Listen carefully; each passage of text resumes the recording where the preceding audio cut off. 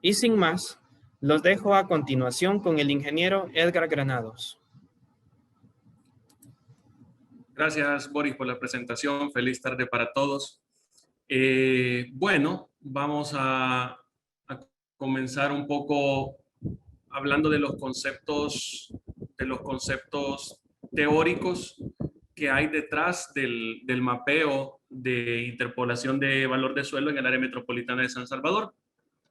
Quizás me tomo 2 minutitos para explicar cómo es que nació esta colaboración entre Alpha Geomatics y LOPAMS. Resulta ser que yo estaba todavía haciendo mi máster y en mi máster llevé una materia que se llamaba neocartografía, que tenía que ver con mapeo colaborativo. El mapeo colaborativo consiste en la generación de un mapa base que crean gente conocedora de temas de cartografía. Ese mapa se libera y es retroalimentado por gente que no es necesariamente especialista en temas de cartografía. Entonces me llamó la atención ver que había un mapa colaborativo de valor de uso de suelo, que era el que ya comentaba Boris en su momento. Y pues escribí a LOPAMS, ¿no? para contar un poco con la experiencia que ellos habían tenido al respecto, porque nosotros habíamos lanzado un proyecto completamente diferente, con base en experiencia en España, sobre por dónde debería de pasar un metro de San Salvador si es que se fuera a construir, ¿no? Pero este mapa del metro de San Salvador fue colaborativo, entonces la gente aportaba con sus paradas, con sus ubicaciones, con a dónde quería que pasara el metro. Y entonces para nosotros fue todo un éxito porque en menos de mes y medio, 2 meses, más de 4,000 personas visualizaron el mapa colaborativo del hipotético metro de San Salvador. Entonces yo quería saber cómo lo había hecho LOPAMS, cómo le había ido a LOPAMS en intercambiar impresiones. Y pues bueno, yo todas las semanas escribo una entrada en la página web de Alpha Geomatics y de repente la gente de LOPAMS me dijo, mira, estamos viendo de que tú hablas sobre geoestadística, ¿ya? Y entonces le digo yo, sí, es decir, yo llevé una materia de geoestadística en la maestría y ya fue cuando me contactaron y me dijeron, mira, ¿crees que podemos aplicar esos conceptos al mapa de valor de suelo de San Salvador? Y yo, por supuesto, claro que sí. Entonces, mi función en la ponencia de ahora es poder presentar de manera tropicalizada, de manera simplificada, para que todos que venimos de diferentes experiencias profesionales podamos entender todos los conceptos que hay detrás de la geoestadística. Y para eso, pues me gusta comenzar con una pregunta que incluso hago a los estudiantes universitarios, ¿no? ¿Qué es un modelo? ¿Ya? Y para ello comienzo haciendo una primera pausa, ¿no? Y diciendo, bueno, ¿qué entendemos por modelo? Hay modelos como modelos de pasarela, por ejemplo. Entonces, esta gente que es modelo de pasarela, pues es gente que decimos físicamente es casi perfecta, es atractiva, es guapa, es guapo, ¿ya? Entonces, tenemos esa como idealización de la persona representado en los modelos de pasarela. Pero también podríamos hablar de modelos de personas, ¿ya? Y decir, pues yo considero que X o Y persona es un modelo a seguir. ¿Por qué? Porque por su forma de ser, por el mensaje que transmite, por el rol que desempeña y cómo lo desempeña. Entonces, si se van dando cuenta hasta aquí, ya tenemos como que para una misma palabra dos acepciones, ¿no? La gente que es modelo de pasarela y la gente que es modelo de persona. Entonces, podríamos aterrizar un poquito más y decir, ¿qué son los modelos matemáticos y los modelos físicos? Y por acá les traigo un viejo fantasma a más de alguno, ya un recorte del famoso libro de estática de Byron Johnston, donde se modela una armadura, ¿ya? La cuestión es, ¿serán los modelos de pasarela unas personas completamente perfectas? Pensaría yo que la respuesta que todos podríamos tener es no, no lo son. ¿Serán las personas que yo puse en las imágenes, sin entrar en controversia, como Barack Obama, como el Papa Francisco, personas 100% perfectas? La respuesta sigue siendo no. Entonces, ahora podemos hablar de los modelos matemáticos y los físicos y decir, ¿serán los modelos matemáticos y los físicos completamente perfectos? Pues la respuesta es no, ¿ya? Porque lo que realmente al final del día hacemos, permítame un segundo, por favor, porque lo que hacemos al final del día es decir que los modelos no son más que una idealización de la realidad con simplificaciones que para los usos que se le dan a estos modelos se consideran que no son importantes. ¿Ya? Entonces, quiero comenzar introduciendo el concepto de modelo porque justamente el mapa de valor de uso de suelo no es más que un modelo de la realidad. Y para poder tomar o para poder generar esos modelos, nosotros tomamos datos muestrales que nos conducen a ese modelo. Un ejemplo bastante conocido, sin irnos tan lejos, es lo de las famosas encuestas de las tendencias en elecciones. Este es un recorte de la prensa gráfica que he hecho. Y vean cómo, por ejemplo, dice ahí que una encuesta que hizo el LPG Datos de la tendencia de cómo se llama, de las votaciones en algún momento, se la hizo a 1,520 personas. Y al final el padrón disponible para votar es de millones de personas. Entonces alguien puede decir, ¿cómo es posible que podamos con 1,500 personas poder representar bastante bien lo que podría llegar a pasar en la realidad? ¿Ya? Pues en ese caso, ahí señalo dos aspectos. Uno es los datos muestrales con los que se generaron los resultados y los otros son el nivel de confianza con el que se dan los resultados. Me voy a adelantar muchísimo a lo que Manuel va a hablar después, pero justamente lo que nosotros hemos hecho es tomar una cantidad finita y limitada de datos. A estos datos les hemos corrido un proceso geoestadístico que ya voy a entrar en detalle a explicar. Y ese resultado ese modelo tiene un nivel de confianza que sin duda tiene algunas simplificaciones, que tiene algunos errores, pero tal como lo pongo ahí en negritas, esa idealización que hacemos no es más que unas simplificaciones que son despreciables para los usos que le damos al mapa. Bien, entonces, ¿cómo se vinculan los modelos en la geomática? Llámese geomática a esa ciencia de topografía, geodesia y cartografía, y su relación con la geoestadística. Miren, hoy por hoy, muchos de ustedes ya comenzarán a oír, si no es que ya conocen, temas como, por ejemplo, LIDAR y láser escáner, que generan una vasta cantidad de información inimaginable hace un par de años. Un topógrafo en un levantamiento, por muy detallado que sea, pues levantará con suerte 5,000 puntos. Tecnologías como LIDAR y láser escáner levantan millones de puntos en una sola pasada y nos permiten generar modelos como el que estamos viendo en la pantalla. Sin embargo, a pesar de tener una gran cantidad de puntos, no es 100% la realidad. Sigue siendo un modelo.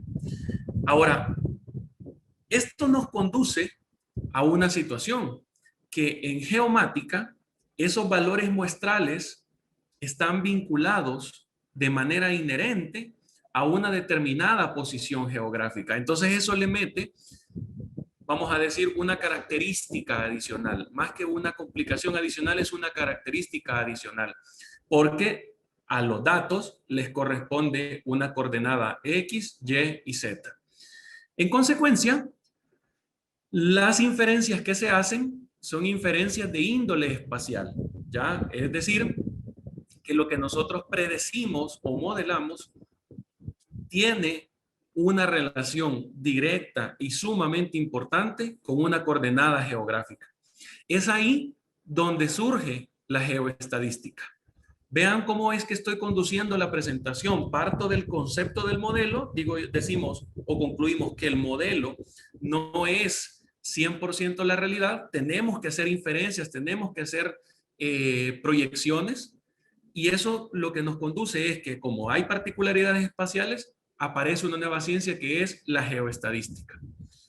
¿Qué es la geoestadística? Pues la geoestadística es la rama especializada de la estadística encargada de analizar los datos con dos valores agregados, el índice espacial y el índice temporal, para poder predecir distribuciones de probabilidad en zonas geográficas donde no se encuentren datos. Cuando, por ejemplo, le preguntamos a alguien la edad, pues calculamos valores de media, calculamos valores de mediana, calculamos valores de moda, desviaciones estándar, todos esos parámetros estadísticos que ya conocemos desde el colegio.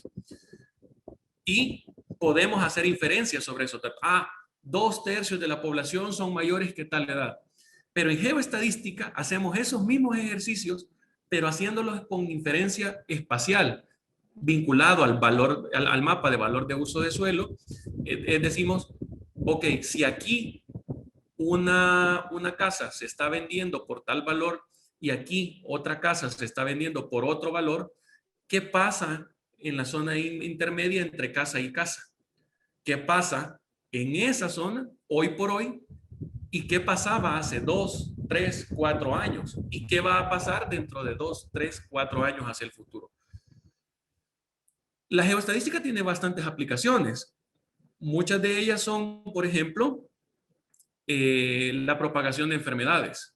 Ya hoy por hoy, con esto del tema del COVID, mapear cómo es que se está moviendo la enfermedad y hacia dónde podría conducirse, fue una de las cosas claves que se realizó en un principio.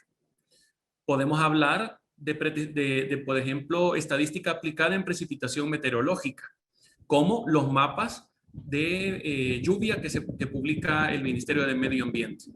¿Será que hay estaciones meteorológicas a cada centímetro para poder generar este mapa del país? No, hay unas 10, 12 estaciones meteorológicas a lo largo de todo el país, y con base en los datos de precipitación que cada una de estas estaciones meteorológicas recaba, se hace procesos geoestadísticos que nos dicen cómo llovió en todo el territorio nacional.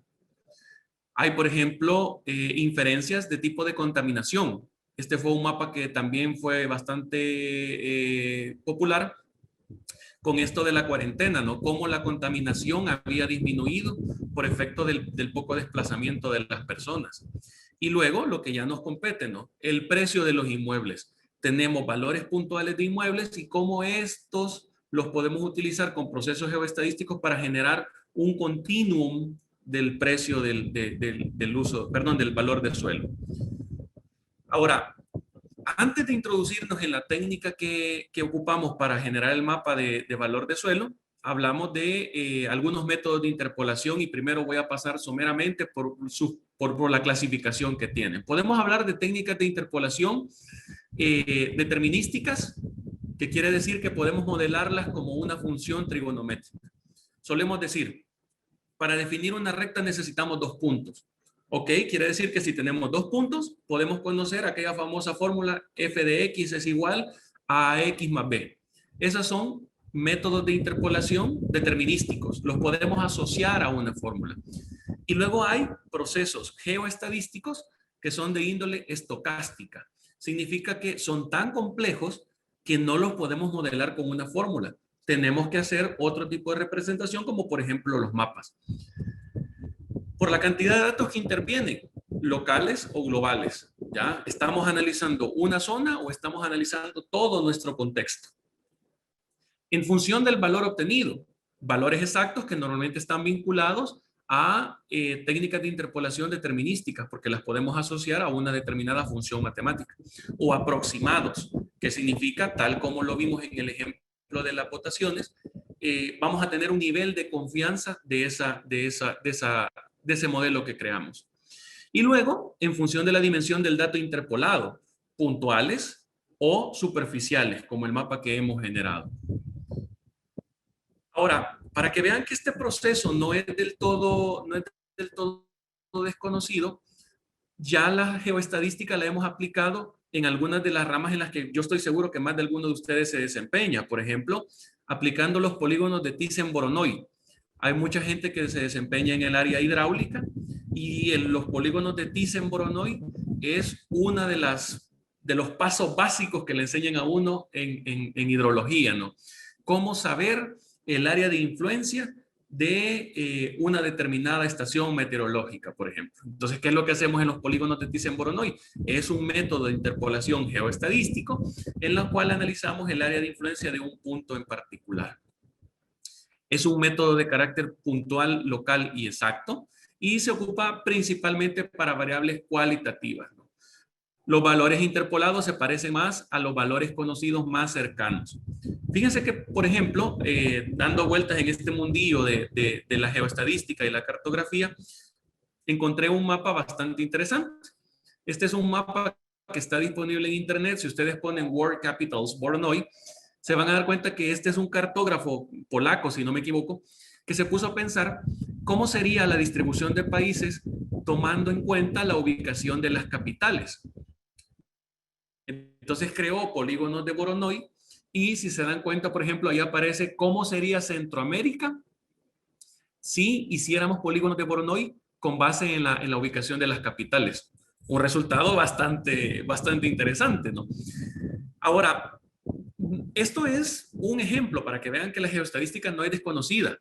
Gente que trabaja en topografía como yo está más familiarizada con, por ejemplo, métodos de triangulación. Estos generan mallas de triángulos irregulares, son las que se conocen como las famosas TIN, ¿ya? Y es un método local exacto.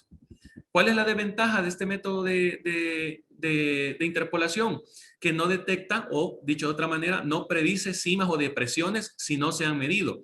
La gente que trabaja en topografía me entenderá. Si el topógrafo va a un terreno y en el terreno hay un hoyo y ese hoyo no se midió, ese hoyo no va a aparecer en el proceso de interpolación a la hora de que hagamos la superficie, por ejemplo, en Civil 3D, por decir un ejemplo de software.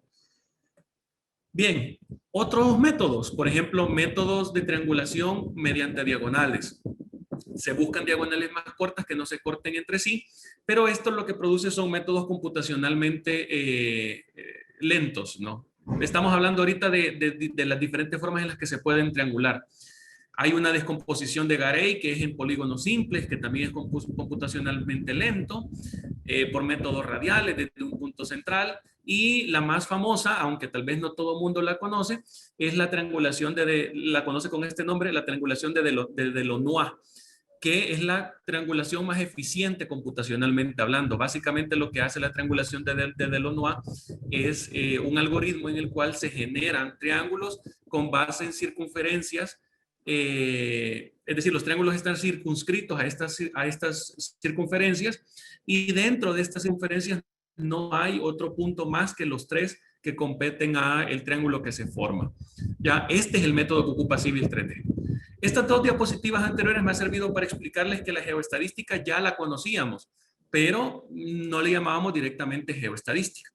Ahora, estos métodos tienen sus limitantes y ya metiéndonos en Honduras, vamos a hablar de lo que hoy por hoy es el método estadístico más fiable y más complejo que hay. O sea, no se puede ganar sin perder. Es el método más fiable, pero tiene sus complicaciones. Y esto es el método de Kriging.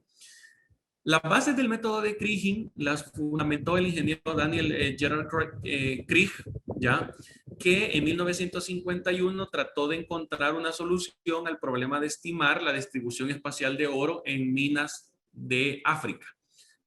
Ya se dio cuenta que los métodos de interpolación por triangulación, que los métodos de interpolación por polígonos de Voronoi no eran suficientemente fiables para encontrar la distribución de minerales en África. Entonces planteó la idea, ¿no? La dejó ahí un poquito como en el aire. Y 20 años después, George Matheron, en la Escuela de Minas de París, formalizaron, desarrollaron y dieron nombre al método. El método de Kriging o el método de krigiado, como se le conoce también, es un método de interpolación no lineal, donde la varianza juega un papel sumamente importante. Ven esos valores que conocíamos de la estadística clásica, aquí es donde empiezan a entrar bastante más fuerte en la geoestadística.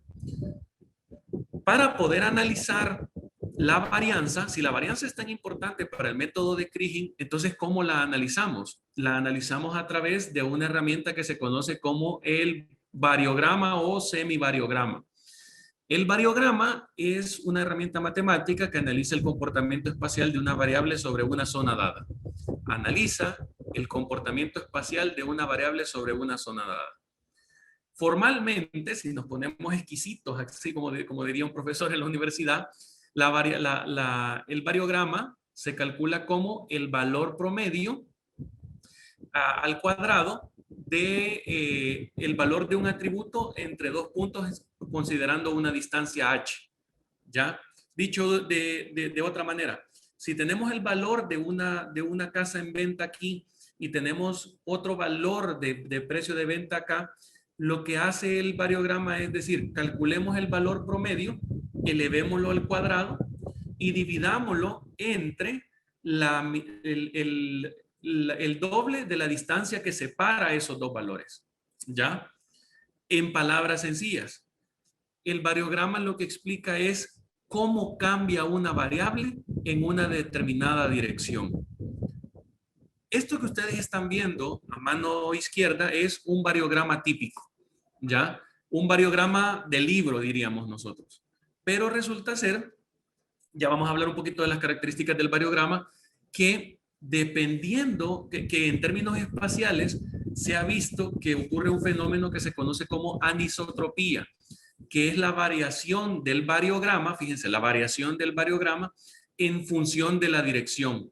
Y esto lo vamos a ver con unos variogramas que generamos para el mapa de valor de suelo, donde nos vamos a dar cuenta que los precios de la vivienda en sentido norte-sur sufren unas variaciones diferentes a sentido Santa Tecla y Lopango, por decirles algo.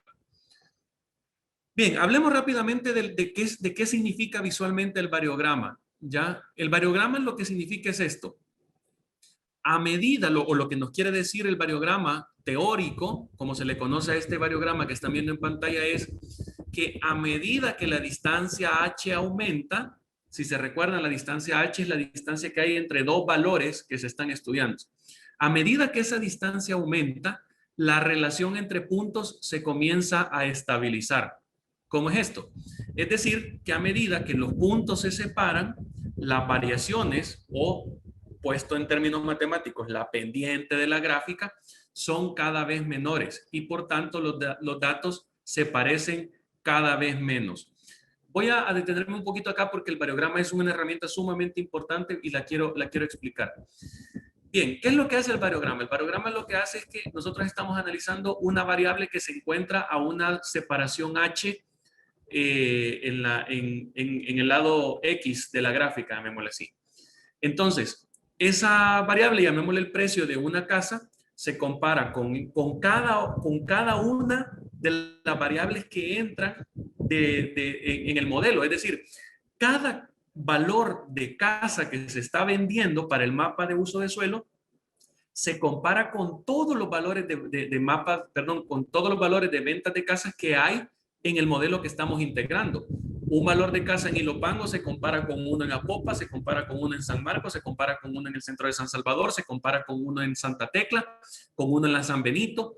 Y entonces lo que nos dice el variograma es que las casas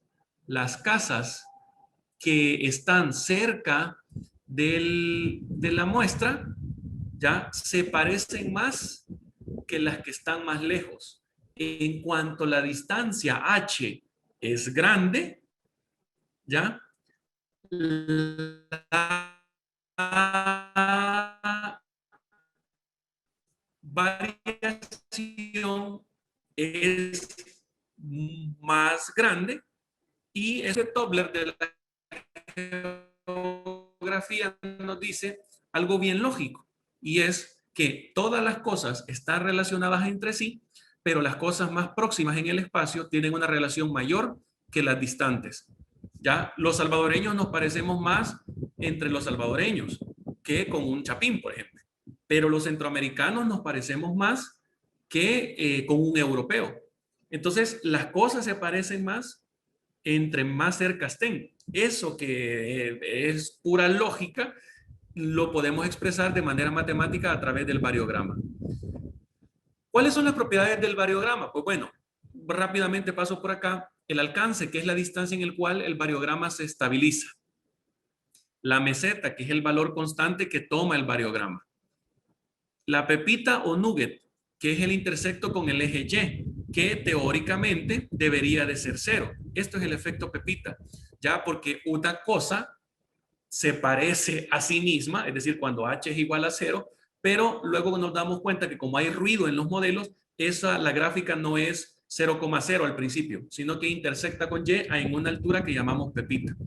Ya como lo pongo por ahí, en teoría este valor debería de ser nulo porque cuando h es igual a 0, la variación de un dato respecto a sí misma debería de ser nula, pero eso no pasa.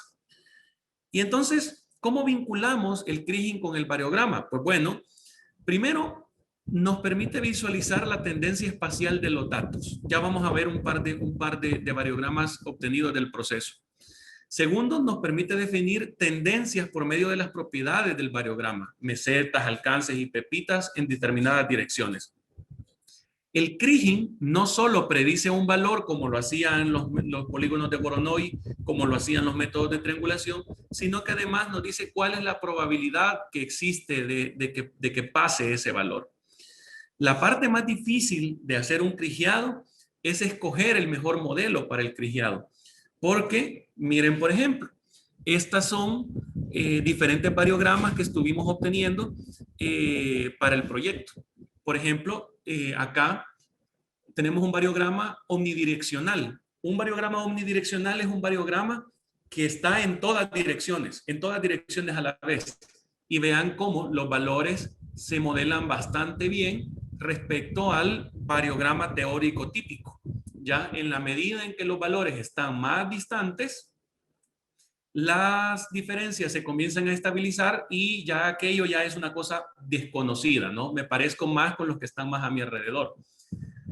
¿Qué pasa, por ejemplo, con un variograma que tiramos con azimut 0, es decir, en dirección del norte? Fíjense que pasa una cosa bien curiosa. Voy a ponerlo en azul para que se logre ver.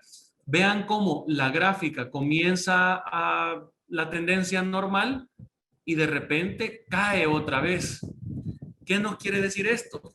Que los precios de las casas de San Marcos, por ejemplo, comienzan a diferenciarse conforme nos vamos acercando al centro, pero cuando vamos llegando, por ejemplo, a Popa, ¿ya?